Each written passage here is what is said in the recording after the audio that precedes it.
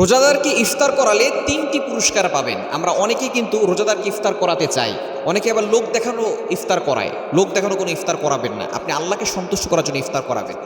সাহাবায়ে কেরাম বলতেন, ইয়া রাসূলুল্লাহ, ইয়া হাবিবাল্লাহ, রোজাদারকে ইফতার করলে তো অনেক পুরস্কার, তবে আমরা কিভাবে করব, আমরা তো গরিব।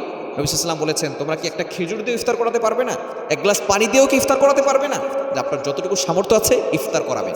ইফতার করালে আপনি ৩টি পুরস্কার পাবেন। ১ নাম্বার হচ্ছে, যারা রোজাদারকে ইফতার করাবে, গুফিরা লাহু মা তাকাদ্দামা মিন যামবি ওয়াল previous sins will be forgive, তার পিছনে সব গুনাহ আল্লাহ ক্ষমা করে দিবেন। ১ নাম্বার পুরস্কার হচ্ছে আপনার গুনাহ আল্লাহ তাআলা ক্ষমা করে দিবেন।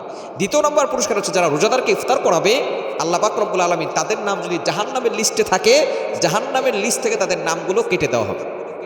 কেন ইমাজিন, আপনি কল্পনা করতে পারছেন?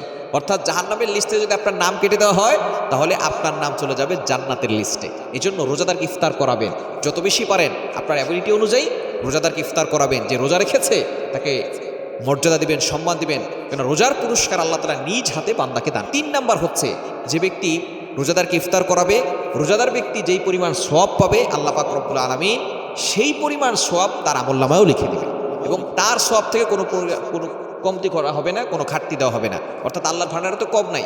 যে ব্যক্তি রোজা রেখেছে সে যেই পরিমাণ সওয়াব পেয়েছে, যে ইফতার করাবে সেও সেই পরিমাণ সওয়াব পাবে। এই জন্য এই 3টি পুরস্কার যদি আপনি পেতে চান, রোজাদারকে ইফতার করান, যতটুকু সামর্থ্য আছে, অ্যাবিলিটি আছে, সাধ্য অনুযায়ী ইফতার করানোর চেষ্টা করেন।